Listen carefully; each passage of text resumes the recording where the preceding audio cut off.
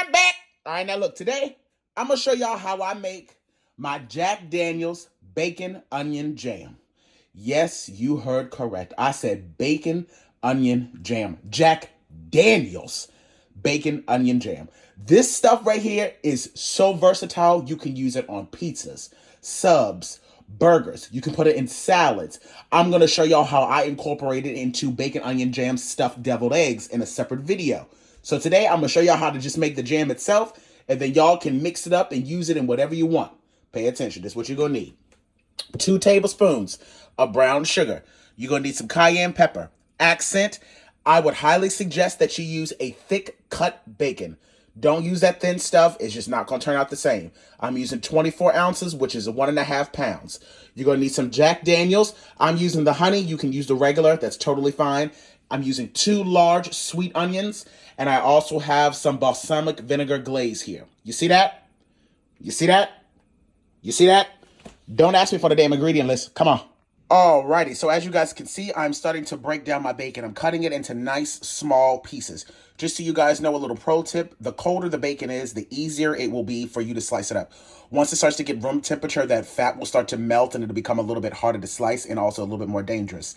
So keep it nice and cold, or you can plop it in the freezer for a few minutes to kind of firm up. Go on ahead and chop down all your bacon so that it's all roughly about the same size.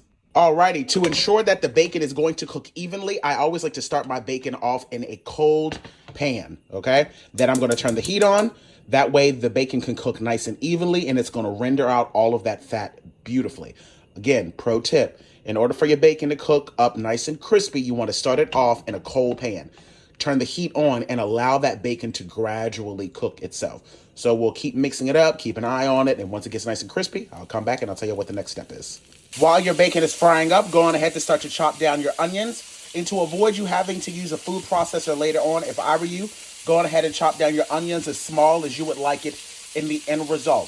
If you want your bacon onion jam to be a little bit chunkier, you can leave the onions bigger. If you want it to be more thin and more like a regular jam, chop them smaller. You get where I'm going with this.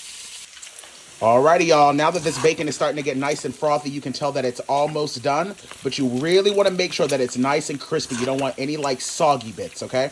So I'm going to let this go for another maybe like minute or so, and then we'll take it out and we're going to allow it to drain off because we're going to remove some of this oil. We don't need all of this bacon fat in here.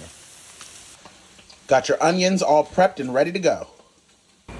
I have gone in and successfully removed all of the bacon, and now we can go on ahead and just sit that to the side. And like I said, we don't need all of this bacon grease. That's way too much, but I'm damn sure not about to waste it. So I don't know about you, but I pour all of my excess grease and right into my cast iron skillet, honey, because I can use this for another day, for another time. Yeah, we don't be wasting bacon grease. You want to leave roughly about 3 to 4 tablespoons worth of that bacon grease because this is what we're going to use to fry up the onions. I'm now going to go on ahead and add in all of our onions. I'm going to cook these until they fry up beautifully. We're going to add in 1/4 of a teaspoon of accent and 1/4 of a teaspoon of cayenne pepper. You can also add in way more if you would like it much spicier. And for good measure, a little bit of black pepper.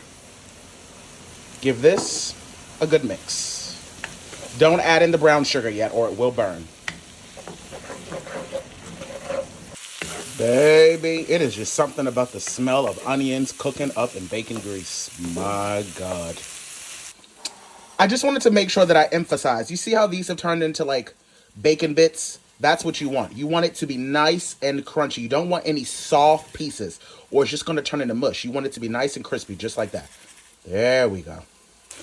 Now that the onions have softened up beautifully, I'm going to add in the 2 tablespoons of the brown sugar and 1/2 tablespoon of the balsamic vinegar glaze. Make sure the temperature isn't up too high so that this does not burn, and give it a good mix. Not only is that brown sugar going to help caramelize the onions, but that balsamic vinegar, I'm going to tell you something, that glaze is going to build in so much flavor. And as you can see, it's already given it a beautiful, beautiful color. And now for the star of the show, 1/4 of a cup of the Jack Daniel's honey whiskey. Give her a good mix, honey.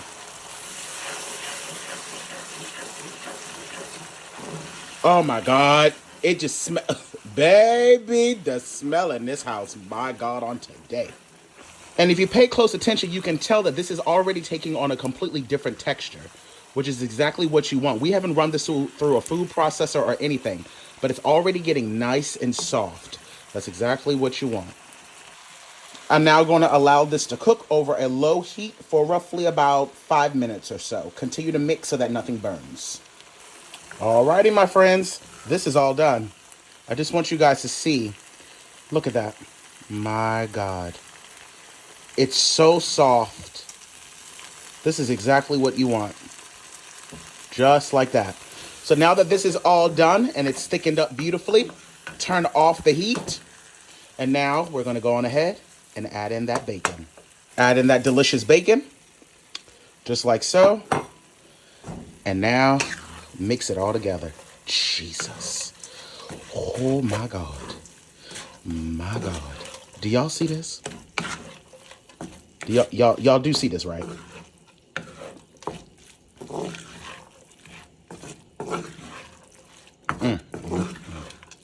Look at this. Jack Daniel's bacon onion jam. Now, if you want, you can run this through a food processor and completely smooth it out so that it can be spreadable. But I like the chunks. I like the texture, just like this.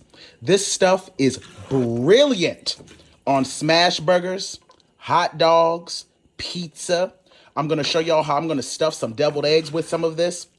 I'm telling you, if I were you, triple the batch. Every time I make this, I usually triple the recipe. But because I'm doing it for the purpose of this video, I'm making a single batch today because this stuff is not going to last you. I can tell you that right now. It's just not going to last you. Put it inside of a nice mason jar so it's nice and airtight. This stuff can last you up to about a week, maybe 2.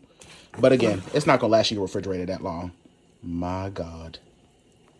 Get yourself a glass jar and place your bacon onion jam in it. Put a nice tight lid on it and plop it in the fridge. And now it's ready to go whenever you want to use it. I know y'all was going to cuss me out if I didn't at least try it. Here we go.